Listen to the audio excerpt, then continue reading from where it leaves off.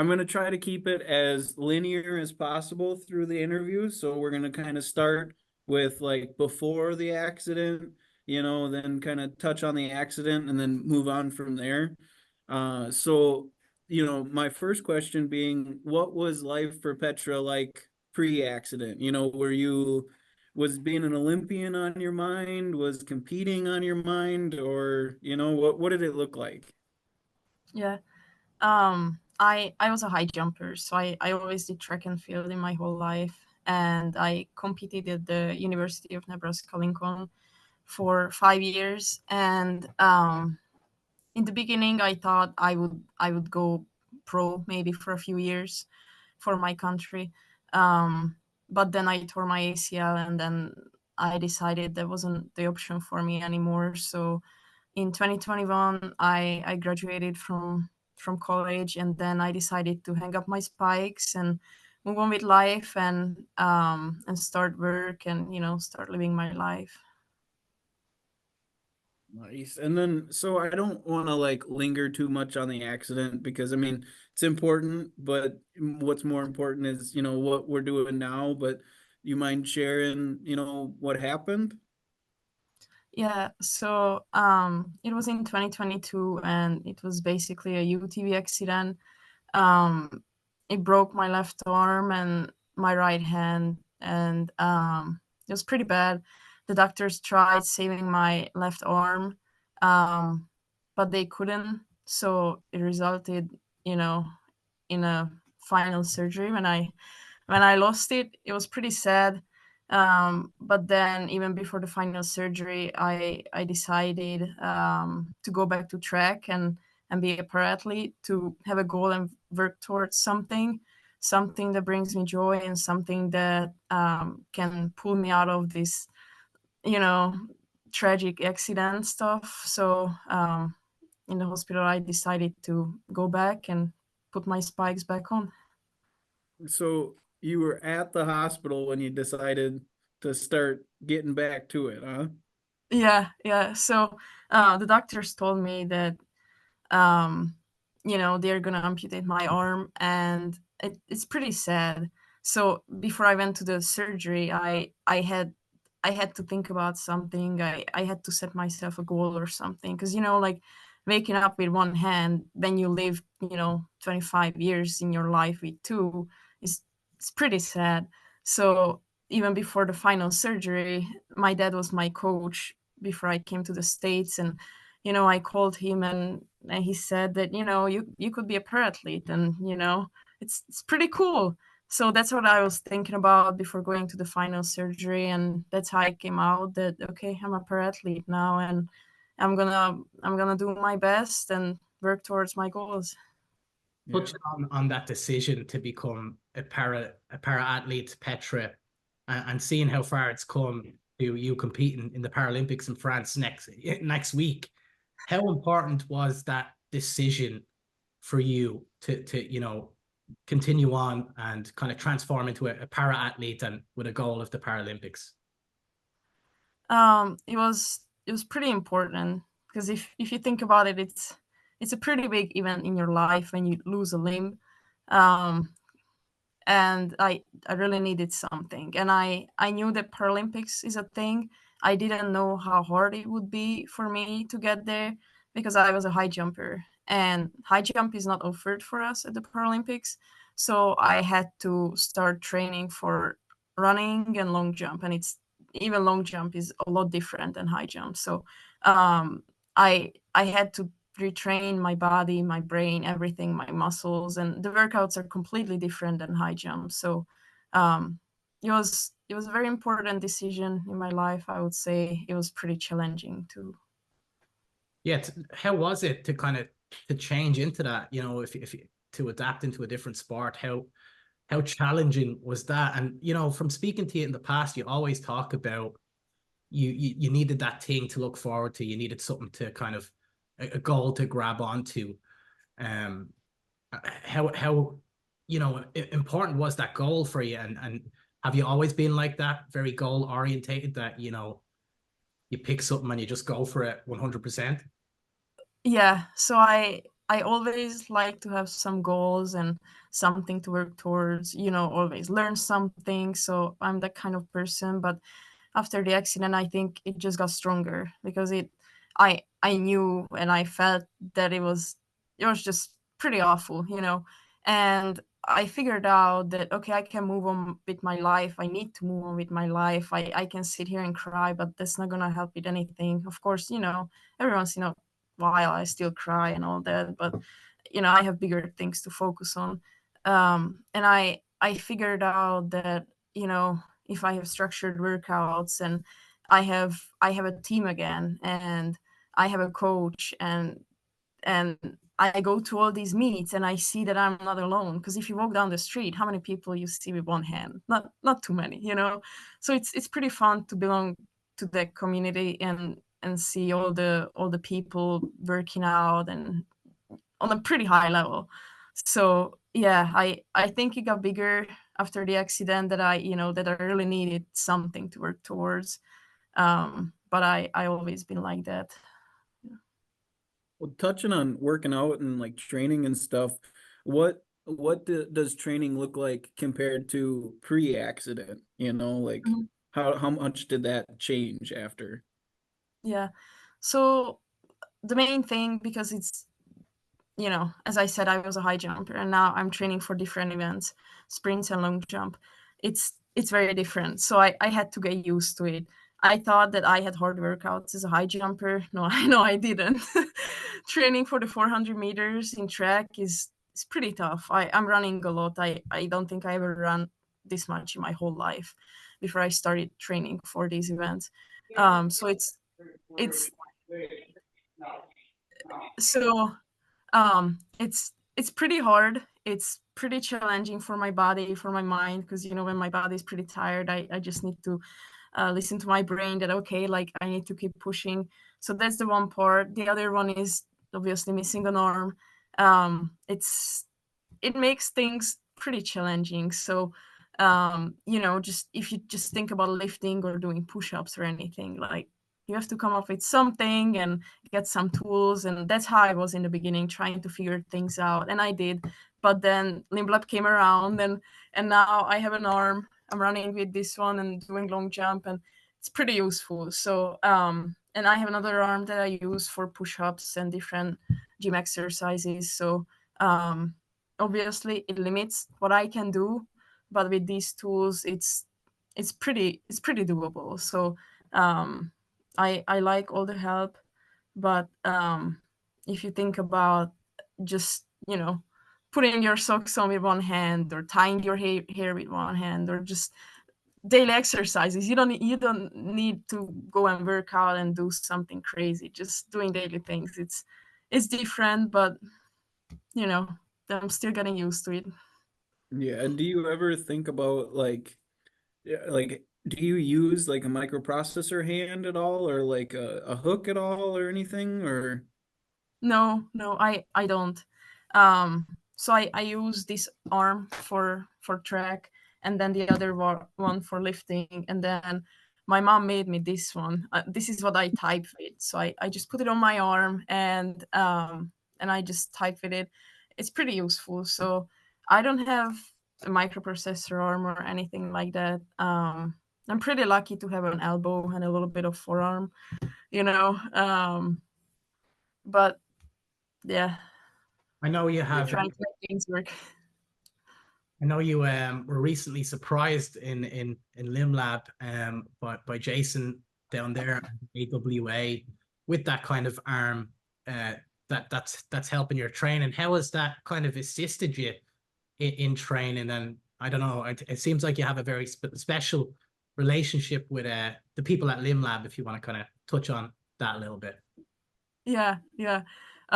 It's they're amazing. They're really amazing. So I remember the first time I went in was a few months after my accident, and then I told them what I did before and what I would like to do. And then later on, they really surprised me with a running arm because we didn't talk about that. We did talk about that with the AWA, we would create an activity arm, and then I could do some push-ups, some biking, and some different exercises with that. But I had no idea that I was getting this arm, and it was a surprise, and they even put my country's flag on it. So that's pretty cool if you can see it, and all the logos and stuff. And it's pretty useful. It really changed my life. I knew what life was with 2 hands and 2 limbs, but when I started training, I did notice that, I was not in balance, and things were just different and difficult to do. So it was very special, and they're just so nice and caring, like, as I said, like, this whole thing was a surprise, and they didn't even ask anything. They just designed the whole thing, and all the small details are just so special, and I know that every person that worked on it just, wanted the best for me and wanted to create something that I really enjoy and like. So they're so nice. I work with Jason Dean, and he's amazing. He just wants me to be my best and give me some tools to achieve that. And I'm so thankful for them. Well, I think you're very, very deserving of it, and we're all collectively at LimLab super proud of you. And just to kind of bring it back into the kind of momentous occasion that it is right now. You're a week away from competing in the Paralympics to represent your country, which is a huge honor. How do you keep your head screwed on during all this? Yeah. I have hard workouts, so I don't have time to think about losing my head and all that. I'm trying to keep calm. I know it's a big meet, but I'm trying to focus on myself and just being my best and doing my best at the workouts and all that.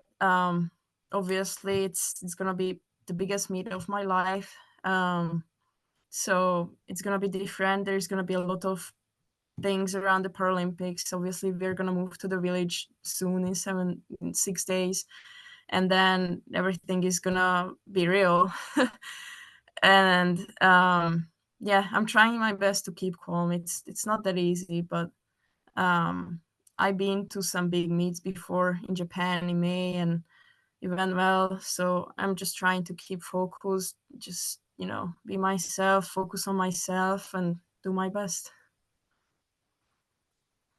So then moving on to the next progression, so after the games are done, what's the future look like for Petra? Like, do you got what's the next big goal or next big step?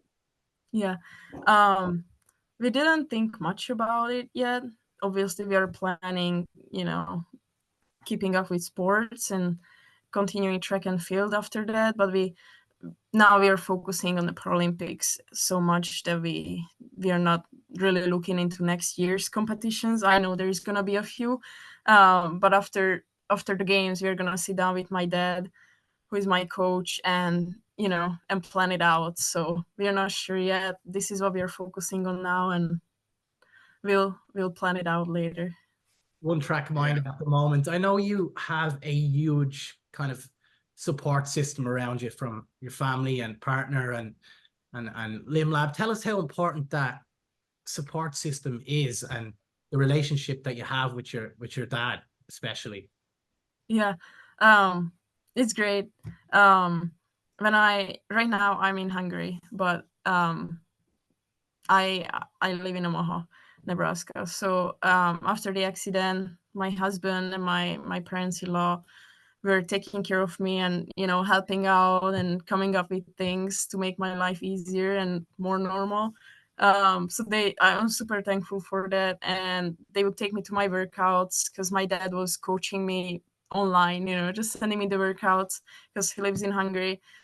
So I'm super thankful for them for doing that. But right now I'm in Hungary. I've been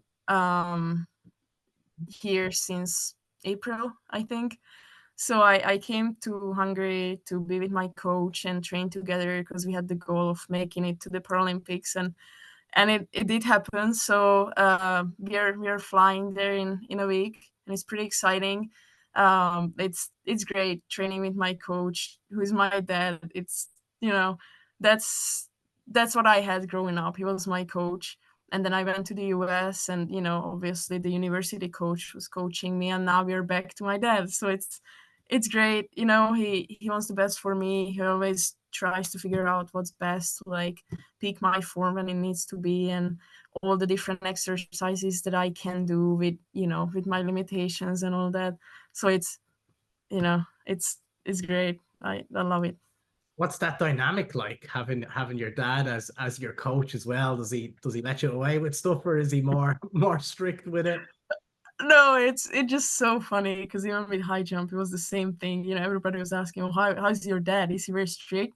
No, like, even today, he's like, I'm so sorry. Like, this workout is pretty tough, but you can do it, you know, and I do it all. And I never try to skip anything, or even he needs to tell me to stop if he sees I'm tired and stuff. I keep telling him, like, it's okay, like, I can do it, it's whatever. He's like, no, like, I think you need rest. I'm like, I can do it, like, I'll do it, it's okay. So he needs to, like, keep me back if I am, you know, if I need some guidance. But yeah, no, he's pretty tough, like, and he tells me, you know, yeah, he feels sorry for me, because the workouts are pretty deadly sometimes, but it's okay. We all know what I need to get to the point where I want to get. So, you know, it's a good teamwork. I know Keenan has some more questions, but I just kind of want to add this one on. So you moved to the US. What do you feel like the main differences are from living in Hungary to the USA? I know you've told me some crazy stories about sheep and stuff like that. Is it a big contrast moving from Hungary to the USA? Yeah, so I grew up on a farm, so it was pretty fun, you know, like, we had farm fresh eggs, we milked our goats, we picked cherries from our trees. And then I went to the US, and obviously I moved to the dorms, and, you know, to a little house to rent it out with my teammates.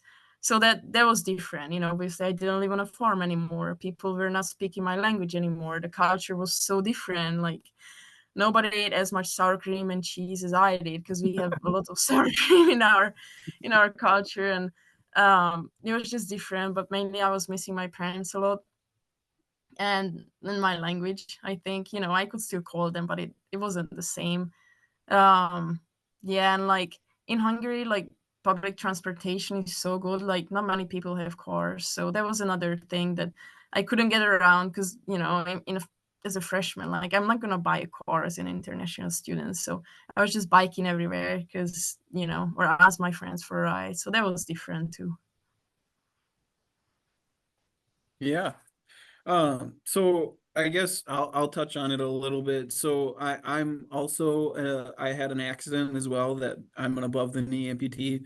But like, hearing your story in the hospital bed, you know, like, getting fired up in the hospital bed, you know, for a lot of people, that's pretty, it's a little bit different of an experience, you know what I mean? A lot of people are a Yes. little downtrodden and stuff. What would you say is, like, for somebody who doesn't just wake up with that fire or have something to fight for like that, what would you say is the best, like, tip or something for them?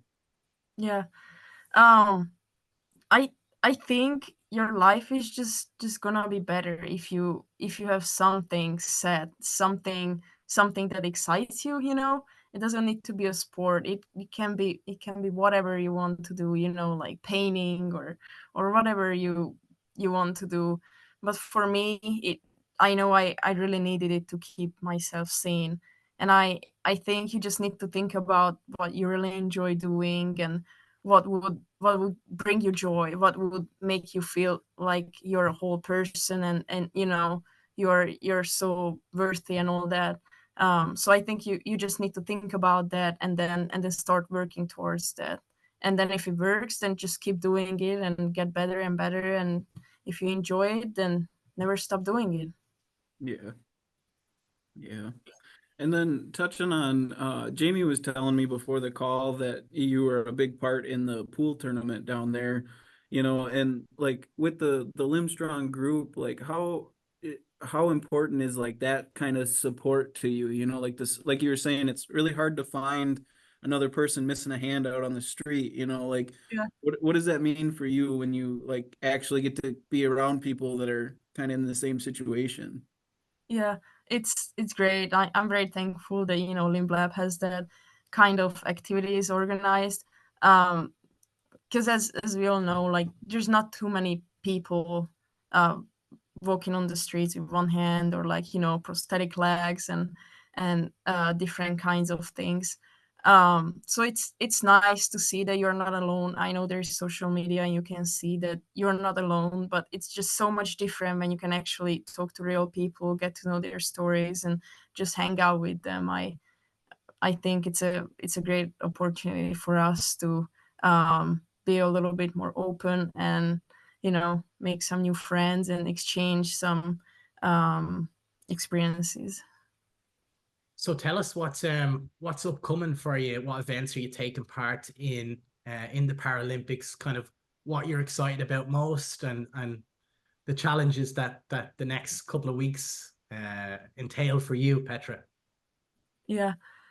So my first event is gonna be the 400 meters, and I'm pretty excited for that. I think I'm ready. You know, I'll have a few hard workouts before that, but that's my first thing. And the first thing I want to figure out is, you know, the unknowns. Like before you race, like you warm up and then you go to this room called call room. Like they just gather all the people that compete, and then they check all your spikes, your gear, everything, because, you know, it's televised, so they need to make sure you're wearing the right gear that your federation submitted, and the spikes are okay and all that. So I don't know how the whole thing is gonna look like. In Japan, at first, you know, my first event was the 100, and then I figured out all the things. So by the 400, I knew what was going on. So here, my 400 is the first event, and that's one of my main events. So I have to figure out right away, like, how are things working. So I'm hoping to figure that out pretty soon. And then after that, I have long jump in 5 days. So between the two, I'm gonna be training and resting for the most part.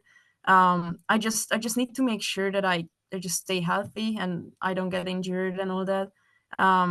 Because there's gonna be a lot of people, you know, and like we're gonna eat together in a big dining hall and all that. And there's just, when there's a lot of people, there's a lot of opportunities of getting sick and all different things. So I need to, you know, be careful with that. And after the long jump, I'm gonna have the 200 meters.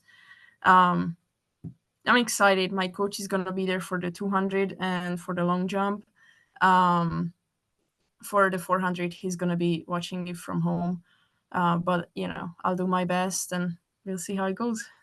Is it typical for a para-athlete to compete in multiple different things at the Paralympics, or, you know, are you blazing ahead here competing in 3 events? Because as someone missing a leg, I can only imagine the build up to one event, but you're competing in 3. Right.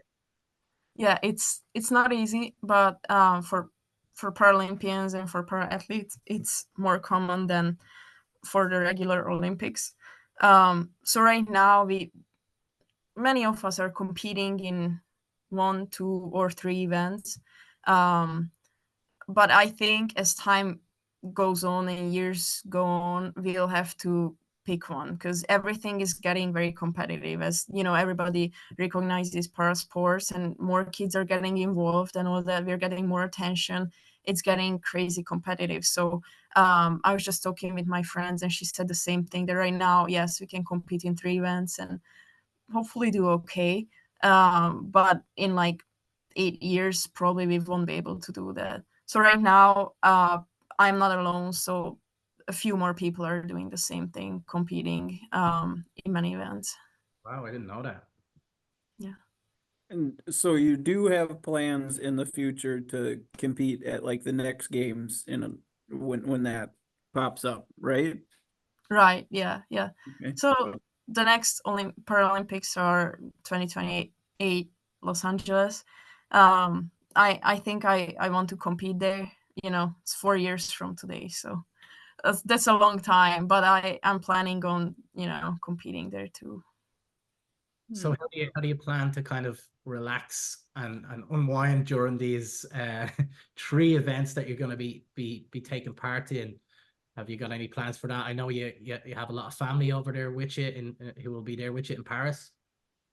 Yeah, so as I said, like, I have my parents coming, I have my siblings coming, I have my husband, my parents-in-law, and my friends from Limblab. So I'm really excited for that. I'll have a whole cheering section. So for the most part, I like to relax on my own. So probably I'll be just in my room reading or working, because I still have a job, and that's what I did in Japan at the World Championships. Between my events, I was working because I had to focus on my tasks, my projects, so I didn't have time to worry about my next event, because I know myself, I would just be all going crazy and nervous and all that.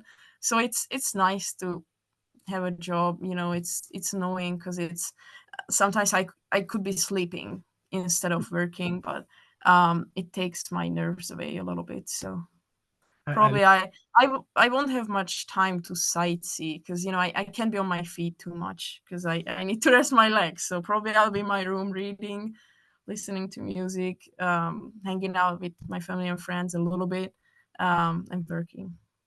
When filming the TV advert and a couple of videos that we've done for social media, I found it very interesting to see the switch that you have. Like, obviously you're a really bubbly, great personality person, and then it's like you flick this switch and you're just in the zone, whether it's training, when you're training. Was that something you always had? Did you learn that from your dad, or were you're just locked in? It's like nothing else around you is important, and it's pretty cool to witness. Talk about that. Yeah. Do you feel that happening as you're doing it, or is it a conscious decision?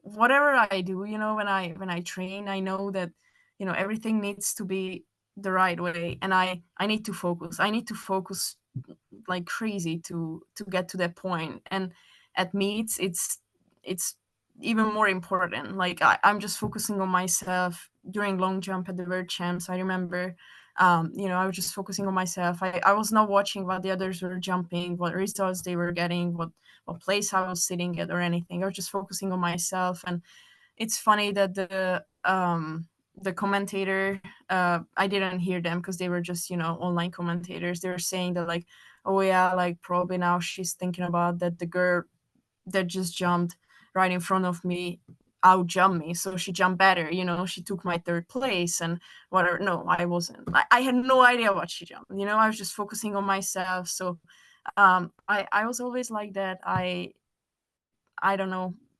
I think I just developed it over the years, because for high jump, you need to be crazy focused for everything, basically. But I have a funny story that I was in college and we competed at nationals, and we had a recruit, and we were recruiting this girl, and my coach told her that, like, you're competing with her, and probably you're gonna be teammates next year. Like, go and talk to her and whatever. And she's like, I'm not gonna. She looks so mean. Like, she doesn't even smile, anything. And later we became best friends, but she didn't know that that was my competing face, my competing personality, and my competing, what I gave attention to and all that. So probably I don't look friendly. I don't look like a person you would want to talk to, because probably you look at me and like I'm gonna bite you in half or something.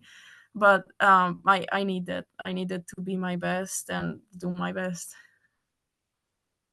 So on the funny story topic, or like happy stories, working with your dad as your coach and stuff, do you have any like fun stories or like funny things that have happened, or anything like that?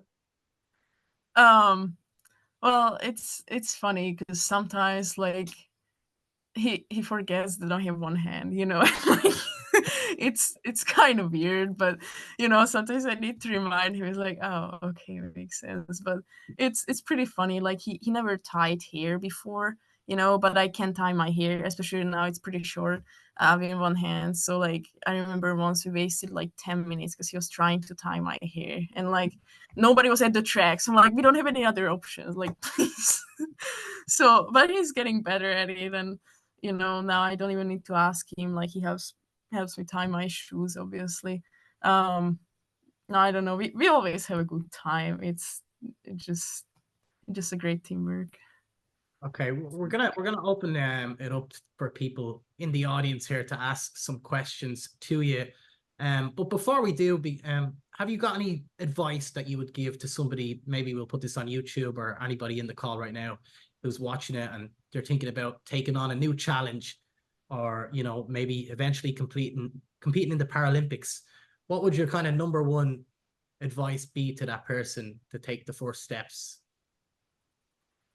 My first thing would be just to, you know, find what you enjoy, or find what you good at and you enjoy at the same time, because you need both. And then just keep working towards it. At first I had many setbacks. I was not fast. We needed to do a lot of training. We need to do a lot of conditioning and all that. So just be persistent, and you know, keep working hard, and you'll get there. It's, you know, it's not that fast. It's a long process. So be patient too, for sure. Awesome. All right. Well, Jamie, do you think we should open it up then? Yeah, why not? I think why not, if anyone has some questions. So if you have any questions that you'd like to ask Petra, you can raise your hand or click the digital raise your hand, and we have about 20 more minutes left with Petra. So I got one. We go. Yeah, fire away. Oh, hi. Hi, Petra. How are you? Hi. Good. How are you? Good. So I have a question for you. You know, being a Cornhusker from Nebraska, just a big Big Ten champion Husker, you know, that's great. We love our Huskers here. I'm sure that you have some, you know, some people that you don't like to compete against, like from Iowa or anything like that. Now, going Right. to the Olympics, do you have anybody particular that stands out to you that's like, I just have to beat that person, like from Iowa or something like that? That's funny that you that's funny that you ask. But it's right now it's not a nationality or country or anything. It's just people. You know what I mean? So there's a girl from Brazil. She's pretty fast in the 400. I want to beat her. Yeah. She's leading the rankings, so obviously I want to beat her. So we'll see if that happens. In the long jump, sure. You know, there's somebody from Team USA, but it would be nice to meet her too. You know, whatever happens. We train on the same track sometimes, so it's pretty funny. She doesn't smile much at me, but you know, it's okay. I understand. But you know, I just want to do my best, and we'll see what happens. But obviously, it would be nice to beat everybody. You know, who doesn't want to gold? With that, you have met so many other para athletes, right? What Yeah. kind of camaraderie, friendship? That's got to be just one of the coolest things, to meet these people from all over the world that are the best in the world. You're one of the best in the world. I mean, what has that been like, just getting to get to know these other people? Yeah, it's great. As I said, like just going to these events that Limb Lab organizes with, you know, people with limb differences and stuff, that's already great. But going to these meets and getting to know those people and competing with them is just amazing. And then following them on social media and seeing how they are training. It's just great to talk to them, you know, and they use different tools. They have some advice for you. So it's like you can change experiences and training tools and everything. And they're all so cool, you know, supportive. Of course, we are competing against each other, but they are nice. I think everybody has the feeling that, okay, like we all have something in common, you know, and it's, for the most part, it's sad, or, you know, And that's how we compete, and you know, we hug each other and like we talk to each other. It's just so funny because we were getting ready to race in the 100 in Japan, and this girl was just saying, they're like, oh yeah, I just quit my job, I was a bookkeeper last year, blah blah blah. And then yeah, I went to tell her, I'm like, yeah, I guess bookkeepers are pretty springy, they can jump pretty far, because later on we competed in the long jump, and she was second and I got third. So it's pretty cool. It's a great community. Yeah. Awesome. All right, let's keep the questions rolling. Anyone want to ask something next? Sorry, were you gonna say something there? Yeah, so let's just say, you know, we get gold and all the medals there. What's Petra's celebration look like afterwards? Yeah, that would be nice. That would be kind of crazy. If I did that, probably I could go to the regular Olympics too, because we have pretty big performances and high levels in our T47 group. You know, I really like to get together with my family and friends and just, you know, hang out and talk about things. So it's before the meet, I'm pretty quiet, and you know, I don't like to talk to people. I like to focus on myself, and during the warm up, I look like a mean dog or something. But after that, I really enjoy talking to people, and the better I do, the chattier I am, and you know, I just wouldn't shut up. And then do you stay away from the track and field track for a while, or are you right back to running and moving around again? Yeah, these trainings leading up to the Paralympics has been pretty tough and long.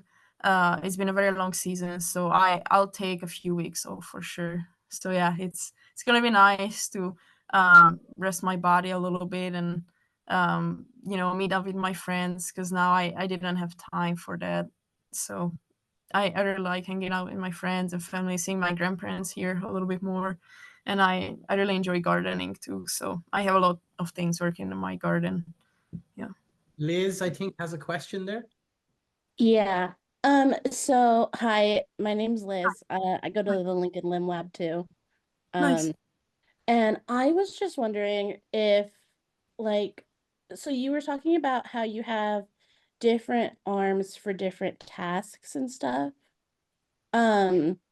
Is it something, that sounds weird. I don't know how to like phrase that, but like for different activities that you do, you have like different like adaptation type arms, right? The one that Lynn had made, and then the other one that you were talking about. Is it weird because when I was born, I was just born without the things that I don't have, and so is it weird to have to kind of learn how to do it when you originally had two, and then figure out what kind of orthotics or prosthetics will kind of get you back to as much as you kind of had before? Or is it something that you find is easier now that you can kind of swap out things to kind of fit the purpose that you need to use it for? Or how does that work? Yeah. So obviously I lived like 25 years with two hands. So you know, that's how I use everything. That's how I biked and tied my shoes and all that. So after I lost my arm, I knew what I wanted to do, and I knew how I used to do it. So I had an idea what I would need to do that. But Limblab was a big help, because I had no idea what prosthetics were and like what tools they can offer and all that. So I told them what I would like to do, and they give me different attachments. So I told them I like to bike, so they gave me this prosthetic, and it has different attachments, and one of them is biking. So it's just like a little like clamp thingy. And so I just told them what I wanted, and they made it happen for the most part. This one that my mom made, it was a set of experiences. because I had something else first, but that was too tight on my arm. I couldn't use it for 8 hours of work. And then I figured out that I need something looser but tighter. So it's made out of like, you know, this like elastic thing, and it's a highlighter with this, you know, rubber thingy so it doesn't slide. So I think for me, it was just knowing what I did before and figuring out the gap of getting there and having this, you know, this little arm. So I think in my head, I came up with a lot of things, but Limb Lab helped with the tools. So it was pretty cool. Great question, Liz. Anyone else wanna chime in with some questions? It looked like Tracy had a question. Okay. I hit that accidentally, but I'll go. Hi, Petra. So I'm really excited to see Petra in Paris and when she gets back to Omaha. So I'm really excited about that. I'm probably more excited about seeing Petra than I am just the whole Paralympics because I haven't seen her for so long. Petra and I have some great experiences at the track in weather. So I just wondered, Petra, do you have a favorite weather story? Because weather does not deter Petra from working out. It doesn't matter if it's 10 below or 110 or what the precipitation is. She is committed to her cause, and if it's workout day and time, she does it. So do you have a weather story you would like to share? Sure. Yeah, it's crazy. Like winter was pretty tough, you know. It would get crazy cold and we would need to stay outside because we had no access to indoor facilities sometimes. But now it's pretty hot. Like it's extremely hot. Like I don't even know. It's even exhausting just to walk to your car. So I remember around Thanksgiving or something like that, like we were staying with Tracy and Tracy's house, and she took me to my workout, I think, or picked me up or something. And it wasn't too cold. It was pretty cold. You know, I had some leggings and some pants on. So if you already have two pants, that's pretty cold. Okay, it was pretty cold. And then I do my workout and I'm halfway through and it starts snowing. I'm like, no way. And it starts snowing and I can barely see because it just so snowy. And I'm like, this is crazy. So, you know, and then sometimes it would be so cold that it's just even hard to move around. But I needed to do my workout and I couldn't go indoors. So I know Tracy would be all bundled up in 10,000 layers and I would have as many layers on as I need to, but at the same time, like not too restrictive. So it's crazy, you know. And as I said, like we were down in rain, we were down in cold snow, and now in crazy heat. It's, you know, I think we did everything we could to get here. So yeah, weather that doesn't scare us. Yeah, well, one of my last questions would be, you know, like I know that you set this goal like at the hospital, but like when you were before you set that goal, where did you see yourself after the accident? You know, like mentally, like what did you think you would be doing and like versus what you're doing now? You know what I mean? Mm-hmm. Yeah. I had no idea where I could get with this sport or just in life, you know. Um, I was pretty optimistic for my future because I feel like that's what you need to have to, you know, to survive even. So I was thinking that okay, I'll do my best and we'll see where we get. I knew that getting to the Paralympics is pretty tough. So I didn't know if I would make it there, but I knew that getting back to track and starting competing again would be something that would make me happy. And I think this optimistic mindset just carried me through a lot of things and even through life, you know, like as I said, like just try putting your socks on with one hand or like, you know, I know other people have other difficulties or just cutting things up with one hand or peeling a potato and all that. For me, those were pretty challenging first, and I needed to come up with things to fix those issues. But staying optimistic and just hoping that things will work out is a pretty big thing for me.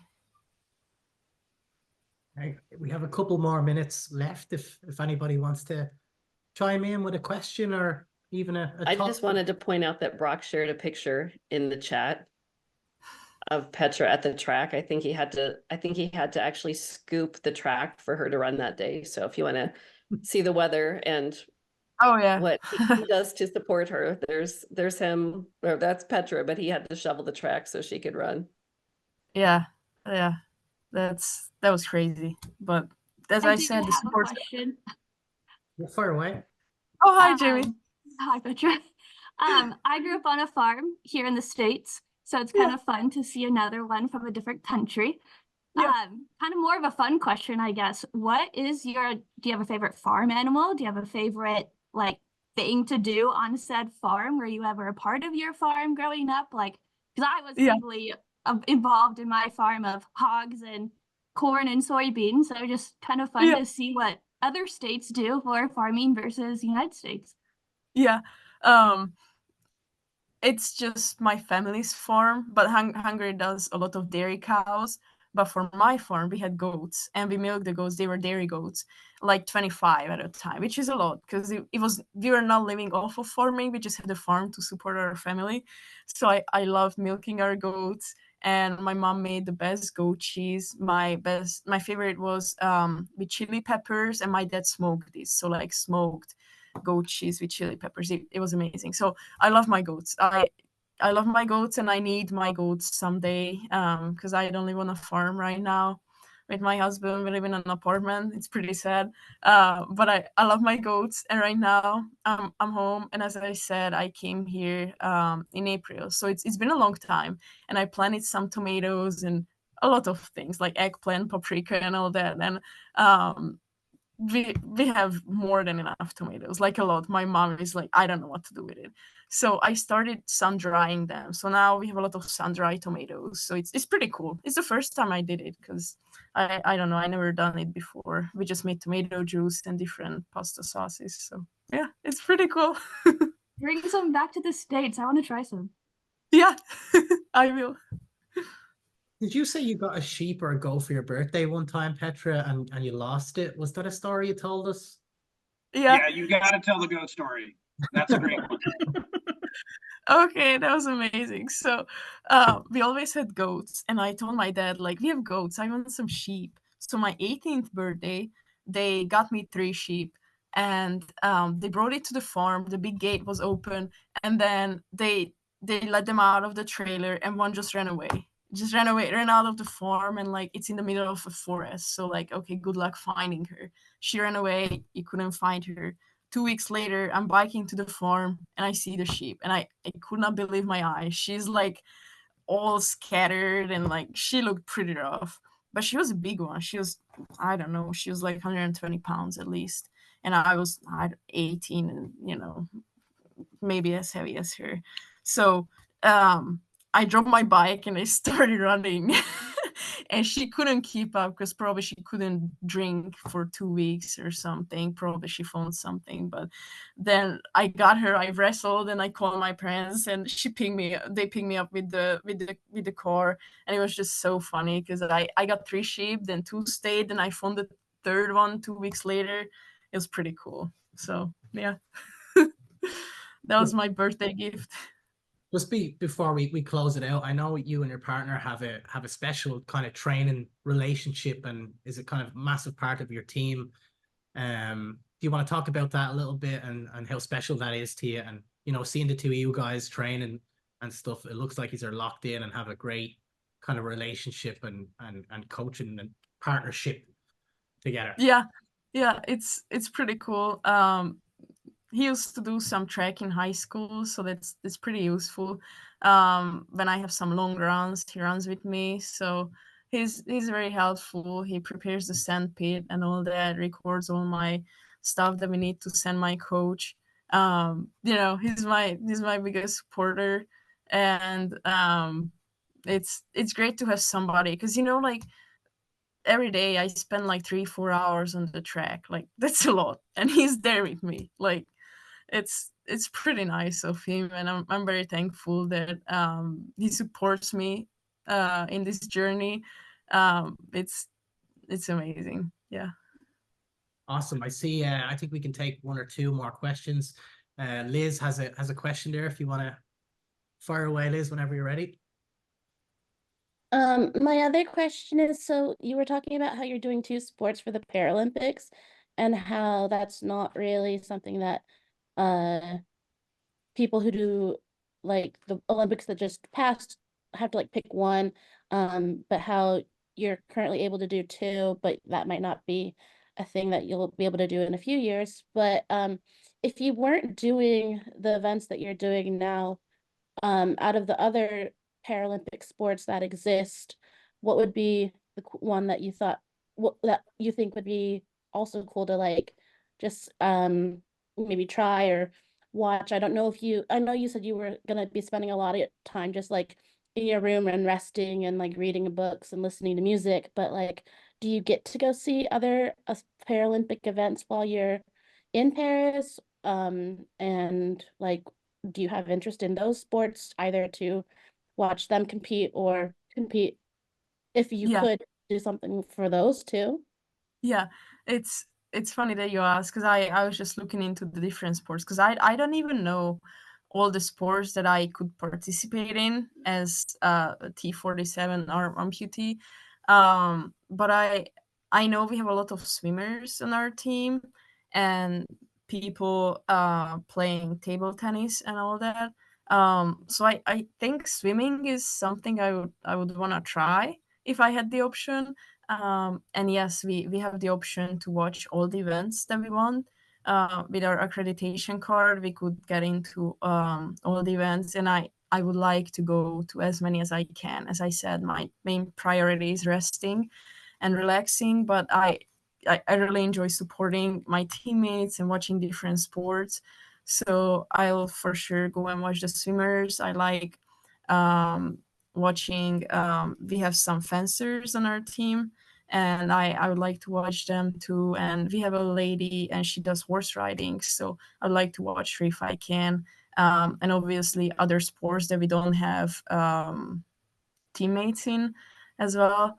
So sitting volleyball is pretty cool, but we don't have a team, but I would still like to go and watch. Awesome. Okay, cool. Thank you. And good luck, Paris. Thank you. Thank you. Keenan, shall we put a ribbon on this? Yeah, I think so. All right. Well, I just want to thank everybody who took the time out of their day to join us today, and wish Petra a good luck in the next couple of weeks. This is a little bit different from our normal Limbstrong meetings, which we do once a month. So if it's their first time here and they enjoyed it today and they're like, hey, I want to talk more, it'll be open. We'll have lots of time to talk amongst everybody in our next meeting. And if you're interested in getting involved with Limbstrong and these meetings, you can reach out to Keenan at limlab.com, and he can give you the information on when our next meeting is. Petra, I think I can speak on behalf of everybody in this call and LimLab as a whole and Limbstrong as a whole, that we wish you the very best of luck with the upcoming events that you're taking part in. And no matter what happens, we're super proud of you, and best of luck to you. Thank you so much, and thank you everybody for joining. Thank you. Yes. See you in a few days. See you in a few days.